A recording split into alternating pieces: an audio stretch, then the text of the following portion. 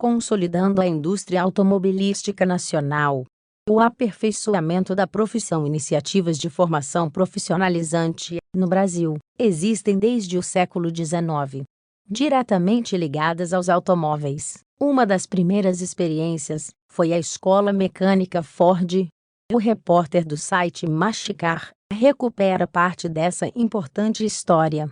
Quando a montadora, preocupada com a qualidade da conservação e recuperação de seus carros, formou profissionais, os inspetores de serviço, que viajavam pelo país dando aulas para mecânicos e suporte para o aperfeiçoamento das oficinas. Certamente, passos significativos foram dados com a criação e estruturação do Serviço Nacional de Aprendizagem Industrial, SENAI, em 1942.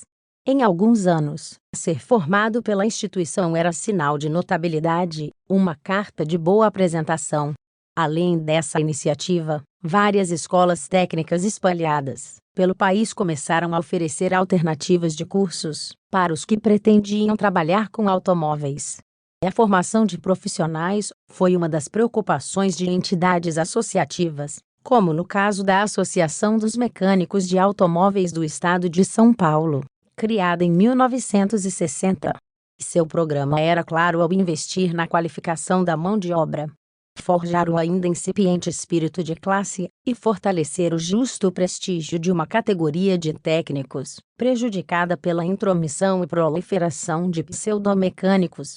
Buscava-se contrapor os estereótipos e criar um novo perfil para a profissão. As entidades sindicais, de fato, sempre manifestaram preocupação com o tema. Os mecânicos, a partir de determinado momento, passaram a ser representados pelos sindicatos dos metalúrgicos. Espalhados pelo Brasil, constantemente ofereciam cursos de formação e atualização para as mais diversas categorias, como a dos reparadores de veículos. Há que se citar ainda ações, como a do Sindicato da Indústria de Reparação de Veículos e Acessórios, Sindirepa, do Rio de Janeiro. Criado em 1951, no decorrer de sua trajetória, dedicou também grande atenção à formação de bons profissionais, oferecendo na capital nacional da época cursos que já eram usuais em São Paulo. Na verdade, os vários Sindirepas espalhados pelo Brasil, desde o pioneiro fundado em São Paulo, nos anos 1940, sempre demonstraram preocupação com a melhor qualificação do profissional de reparo. Como se afirmou no livro da instituição, para o setor, diversos desafios se apresentaram, sobretudo no que se refere às novas tecnologias, que exigiam do reparador conhecimento e peças compatíveis com os novos tempos. Para auxiliar o setor nesse sentido, os Sindirepas intensificaram a formação dos profissionais, com cursos técnicos e de capacitação junto ao SENAI. Além disso, impulsionou o empreendedorismo através de missões técnicas no exterior, participando de feiras e exposições, até promoção de feiras nacionais. E de fato, a partir dos anos 1940, mais notadamente da década de 1950, houve muitas novidades na indústria brasileira de automóveis, algo que teve repercussão no cotidiano de mecânicos, ampliando os postos de trabalho, o que atraiu ainda mais um setor das camadas populares, que percebia a possibilidade de inserção laboral. Ainda que as intenções do primeiro governo Vargas, 1930 a 1945, fossem anunciadas constantemente, e importantes iniciativas tivessem sido entabuladas nesse período, foi mesmo a partir do segundo mandato presidencial de Getúlio que a consolidação da indústria nacional avançou. Em 1954, foi criada a Comissão Executiva da Indústria de Material Automobilístico, relacionada à Comissão de Desenvolvimento Industrial, surgida em 1951, que já possuía uma subcomissão de jipes, caminhões, tratores e automóveis. Na administração de Juscelino Kubitschek, 1956 a 1961, avanços mais significativos seriam concretizados. No decorrer de sua gestão presidencial, definitivamente se iniciou a implantação da indústria automobilística nacional, tanto em relação à produção de carros quanto ao surgimento de maior número de empresas que se relacionavam com o setor, entre elas as de autopeças. Na década de 1950, começaram a ser produzidos os automóveis nacionais, sendo usualmente apontado como primeiro um Romeo Zeta. Outras fontes sugerem que foi uma perua do DKW. Logo, em São Paulo, se instalariam várias fábricas. Volkswagen, Fiat, Ford e Chevrolet, as duas últimas deixaram de ser apenas montadoras, entre outras. No decorrer do tempo, surgiriam empresas como a Gurgel, que não era uma multinacional e tinha como principal objetivo produzir carros totalmente nacionais. Os eventos automobilísticos, mais uma vez, foram estímulos para o desenvolvimento da mecânica nacional. No que tange às corridas, tratou-se de um momento de transição. Em 1954, foi realizada a última edição do Circuito da Gavea. Em algumas cidades, ainda houve provas de rua, mas a urbanização crescente e as decorrentes exigências de segurança inviabilizaram a continuidade de tal prática.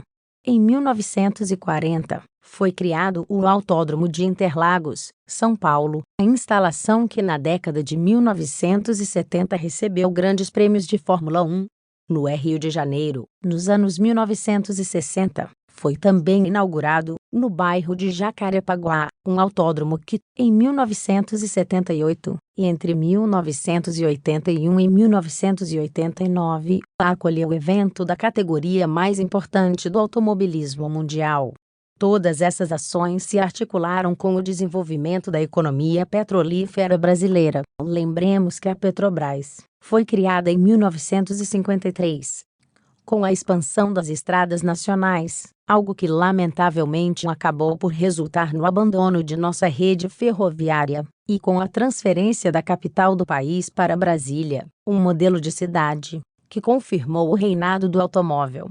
De fato, as mudanças de natureza econômica desencadearam e se relacionaram com novos hábitos socioculturais. Aos poucos, a população brasileira se tornou urbana, abandonando o campo. As cidades cresceram e se verticalizaram. Novas reformas foram pensadas para permitir que o novo rei da cidade circulasse. Os carros definitivamente se impõem na cena urbana. Em decorrência disso, cresceu a sensação de que o cotidiano urbano era sufocante. Desencadeou-se um processo de valorização da busca da natureza como refúgio dentro da própria cidade ou nas redondezas. Surgiram então instituições como o Camping Clube do Brasil e o Motel Clube do Brasil, bem como empresas que vendiam títulos que permitiam a utilização de redes de hotéis. Tornou-se famoso o Guia Quatro Rodas, aperfeiçoando uma iniciativa que já existia no Brasil desde o século XIX. Era um guia turístico, com mapas rodoviários, dicas de passeios, hospedagem e alimentação. Nesse cenário, tanto o Automóvel Clube quanto o Touring Clube procuraram aperfeiçoar seus serviços de socorros nas estradas, além de manter convênio com oficinas espalhadas pelo país.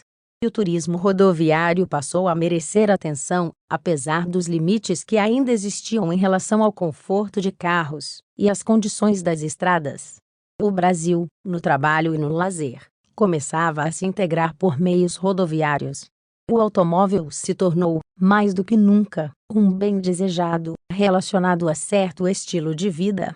Nesse momento, crescia a influência dos padrões culturais norte-americanos no Brasil. Nos Estados Unidos, os carros e motocicletas chegaram mesmo a se cruzar com movimentos contraculturais e ideais de liberdade, bem como com iniciativas juvenis de contestação.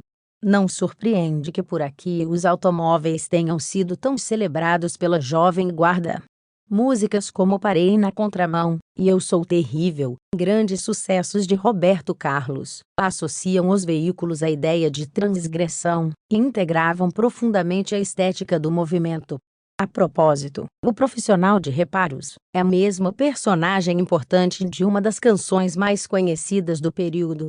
Em O Calhambeque, versão de Roberto e Erasmo Carlos, alguém precisou consertar seu Cadillac.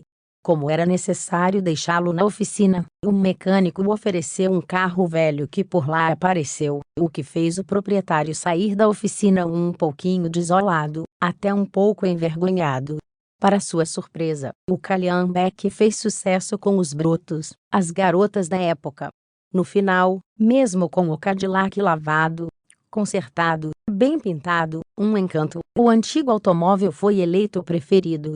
Vale lembrar ainda que no celebrado filme Roberto Carlos a 300 km/h, dirigido por Roberto Farias, o cantor representou o papel de um tímido e sonhador mecânico que desejava disputar uma prova automobilística. Enfim, os mecânicos se tornaram personagens valorizados. O setor, todavia, começou a mudar pressionado pelas novas exigências técnicas e por consumidores exigentes. Estava começando uma nova fase da configuração da profissão de mecânico no Brasil.